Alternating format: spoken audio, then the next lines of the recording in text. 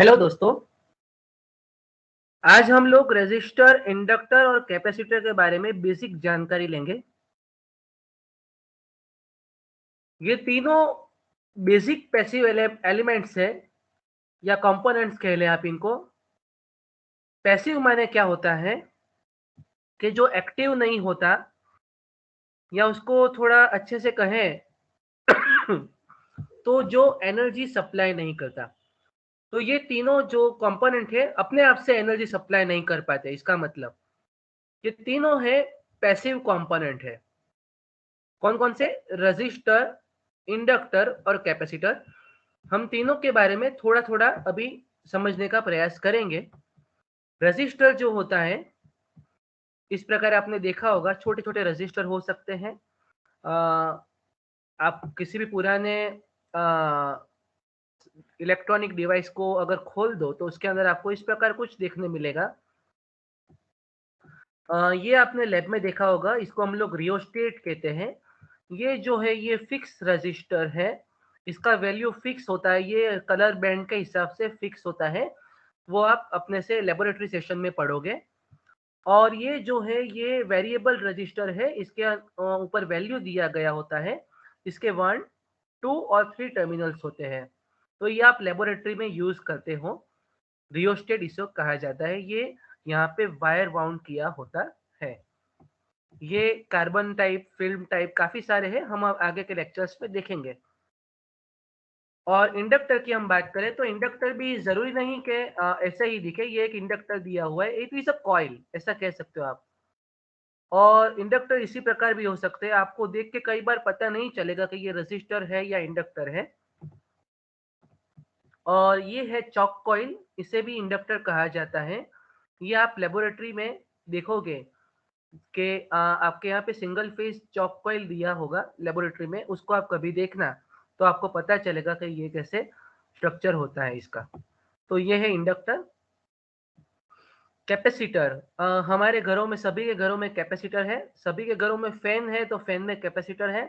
अगर पानी का पंप है तो वहां पे पानी के मोटर में या पंप की पैनल है, वहां पे आपको खोलोगे तो वहां कैपेसिटर दिखेगा। और छोटे कैपेसिटर्स आपके इलेक्ट्रॉनिक्स पीसीबी जो होते हैं, प्रिंटेड सर्किट बोर्ड, उस पे माउंट किए होते हैं। ये भी एक कैपेसिटर आप ऐसा दिख सकता है आपको। और ये जो कैपेसिटर है ये जनरली हम लोग फैन में लगाते हैं। जो फैन होता है उसको इनिशियल टॉर्क देने के लिए, तो ये कैपेसिटर लगता है। तो दोस्तों ये आपके लिए बेसिक इंफॉर्मेशन है। पैसिव कंपोनेंट हमारा जो अपने आप से एनर्जी सप्लाई नहीं कर पाते, रजिस्टर, इंडक्टर और कैपेसिटर। जहां तक आप इलेक्ट्रिकल इंजीनियरिंग से जुड़े हुए हो वहां तक ये तीन कंपोनेंट आपके साथ रहेंगे। हम लोग रजिस्टर की बात करते हैं। इसका सिंबल ऐसा रहेगा, आपको ऐसा ड्रॉ करना है। इसको हम आर से बताते हैं और इसका यूनिट है ओम। ठीक है, तो इसका हम लोग ओम जो यूनिट है ये ऐसे ड्रॉ करते हैं, आपको ये पता होना चाहिए। कुछ बेसिक चीजें देखते हैं रजिस्टर के लिए। It offers resistance to the current, current को अपोज करता है। Every conductor is register by nature, हर कंडक्टर जिसमें से करंट पास होता है वो रजिस्टर ही है, उसमें खुद का रेजिस्टेंस होगा।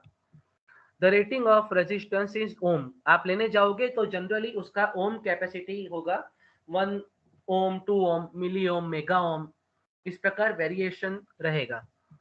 और मार्केट में ओम से मेगा ओम तक अवेलेबल मिलते हैं आपको रजिस्टर। और कलर कोडेड रजिस्टर होते हैं, वो माउंट होते हैं जनरली पीसीबी पे। आप इसके ऊपर से एक कैलकुलेशन होता है, आप इसका कलर देखकर आप इसका कितना रेजिस्टेंस है वो कैलकुलेट कर सकते हो। तो वो भी आपको लेबोरेटरी सेशन में करना रहेगा। तो ये है आपका रजिस्टर का बेसिक इंफॉर्मेशन। और एक ये चीज है कि कंपोनेंट, ये कंपोनेंट है, ये पावर लॉस प्रोड्यूस करता है। मैंने आपको पहले भी बताया कि हमारी कोई भी सर्किट में अगर पावर लॉस होता है वो only due to the resistance. जो रेजिस्टर का रेजिस्टेंस है या कंडक्टर कह लो, कंडक्टर का रेजिस्टेंस है, वो हमेशा सर्किट में पावर लॉस प्रोड्यूस करता है। और जहां पे भी हमको करंट को लिमिट करना होता है वो हम इसको यूज करते हैं। इंडक्टर की हम बात कर लें। इंडक्टर जो होता है वो एक सिंपल कॉइल है, इसका ऐसा सिंबल है। इस प्रकार कॉइल का सिंबल ड्रॉ किया तो इट इज इंडक्टर। इसको एल से बताते हैं और इसका यूनिट हेनरी रहता है। कई बार मिली हेनरी हम लोग ज्यादा यूज करते हैं कैलकुलेशन में, तो हेनरी या मिली हेनरी इसका एक यूनिट है। तो ये कॉइल है, बाय स्ट्रक्चर आप इसको कॉइल कह सकते हो। It is classified as based on type of core. ये क्या होता है, कोर कैसे क्लासिफाई होता है, कोर के हिसाब से। कैसे क्लासिफाई होता है, कोर के हिसाब से। तो आप इसको एयर कोर कह दो, आयन कोर कह दो, इस प्रकार ये क्लासिफाई होता है। और it maintains the current in the circuit and this property is called inductance. ये क्या करता है, सर्किट में करंट मेंटेन करता है और उसको इंडक्टेंस, ये जो प्रॉपर्टी है करंट मेंटेन करने की, उसको हम इंडक्टेंस कहेंगे। और inductor will have little portion of resistance due to the use conductor in the structure. कोई भी इंडक्टर है बिना आप ऐसा कहो कि बिना कंडक्टर के इंडक्टर नहीं बनता। कंडक्टर ही नहीं है तो कॉइल वाउंड ही नहीं होगी ना। तो ये जो इंटरनल है यहाँ भी अंदर वाउंड किया हुआ कंडक्टिंग मटेरियल ही होगा कॉइल के फॉर्म में। तो कहने का मतलब है हर इंडक्टर का रेजिस्टेंस होता है एक कंपोनेंट, और एक कंपोनेंट होता है इंडक्टेंस होता है। तो ये इंडक्टर का बेसिक इंफॉर्मेशन है। लास्ट वाला देखते हैं कैपेसिटर। यहाँ पे दो डिफरेंट कैपेसिटर आपको बताए हुए हैं, आप किसी भी पीसीबी पे आप उसको देख सकते हो। इसको सी से बताते हैं, ये इसका सिंबल है, और फेरेड इसका यूनिट है। कई बार इसको फेरेडे भी कहते हैं, लेकिन हम लोग जनरली फेरेड यूज करते हैं। बेसिकली आप कैपेसिटर को कह सकते हो कि दो कंडक्टिंग प्लेट को अगर डाइलेक्ट्रिक मीडियम से अलग किया गया है तो वो कैपेसिटर है।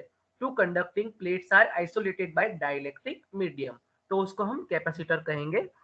It is to be classified on based on structure and also by dielectric medium. उसके क्लासिफिकेशन अलग अलग तरह से होते हैं, अलग अलग तरह से होते हैं। सिंपल आप कह ले कि टाइप्स ऑफ डाइलेक्ट्रिक हमने यूज किया है उसे रहते हैं, या फिर ऐसा कह लें कि आपका स्ट्रक्चर कैसा है, मल्टीप्लेट है या स्फेरिकल है, तो इस प्रकार हम लोग आइडेंटिफाई करेंगे। ये एक अलग कैपेसिटर, ये अलग है। हर कैपेसिटर का एक अपना स्ट्रक्चर होता है, तो इस प्रकार हम उसको अंदर के मटेरियल है उसके ऊपर से आइडेंटिफाई कर सकते हैं।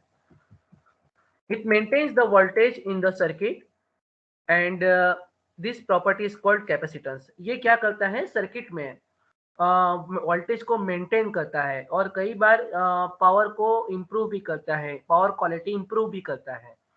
ठीक है। और it is used in power conditioning, energy storage, digital memory, remote sensing etcetera. Power को प्योरीफाई करने के लिए या फिर एनर्जी स्टोरेज के लिए, डिजिटल मेमोरी 0-1 जो हम कहते हैं, चार्ज और डिस्चार्ज पोजीशन या चार्ज और डिस्चार्ज कंडीशन कह लो, रिमोट सेंसिंग, तो हम कैपेसिटर यूज करते हैं। दोस्तों आगे हम कैपेसिटर पे पूरा चैप्टर पढ़ने वाले हैं, इंडक्टर पे पूरा चैप्टर पढ़ने वाले हैं, और रेजिस्टेंस पे अभी बहुत कुछ बाकी है। तो ये सिर्फ बेसिक इंफॉर्मेशन थी जो आपको काम लगेगी, आपको समझने के लिए इट विल बी हेल्पफुल। और इम्पोर्टेंट टिप आपको मैं देना चाहूंगा यहाँ पे, अभी आपको कुछ भी एग्जाम्पल में दिया गया है, रजिस्टर, इंडक्टर, कैपेसिटर, हर बार जरूरी नहीं है उसका बेसिक यूनिट हो। जैसे रेजिस्टेंस का ओम है, ये हेनरी है या फेरेड है। कई बार लिखा होगा मिली ओम, मेगा ओम, मिली हेनरी या नैनो फेराड, पिको फेराड। तो आपको ये याद रखना है कि ये कन्वर्जन जो होता है, किलो का 10⁻³ होता है, मेगा का 10⁻6 होता है, मिली 10⁻⁻3, माइक्रो 10⁻⁻6, नैनो, पिको। तो आपको कभी भी एग्जांपल में इस प्रकार दिया गया है तो you have to simply multiply. जैसे 1 किलो ओम का रजिस्टर है तो 10⁻³ ओम उसको कहेंगे, और 6 मिली हेनरी है तो 6 मल्टीप्लाई बाय 10⁻³ होगा। नैनो फेराड है तो 10⁻⁹ हम मल्टीप्लाई करेंगे। तो दोस्तों ये टिप है, आप कभी भी एग्जाम्पल गिनो तो बहुत अच्छी तरह से ध्यान रख के ये कन्वर्जन किया कीजिए।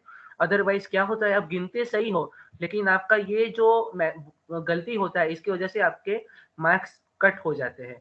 तो आई होप आपको पता चला होगा। Thank you and keep learning.